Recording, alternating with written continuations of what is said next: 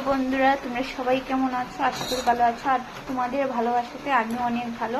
তো দেখো, সকাল সকাল আমি আজ কারকুল পুর বানাচ্ছি। কীভাবে বানাচ্ছি, আমি কারকুলটাকে সিদ্ধ দিয়ে মশলা টশলা বানিয়ে ভরে দিলাম। তারপর এখানে দেখো বেসনটাকে দিয়ে বেসনটা এভাবে করে পুরে লাগিয়ে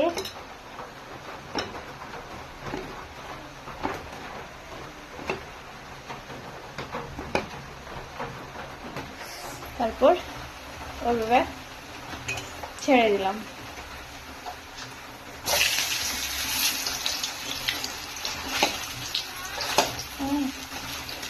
কেমন হয়েছে বন্ধুরা জানাবে আমাকে, আর লাইক আর সাবস্ক্রাইব করতে ভুলবে না।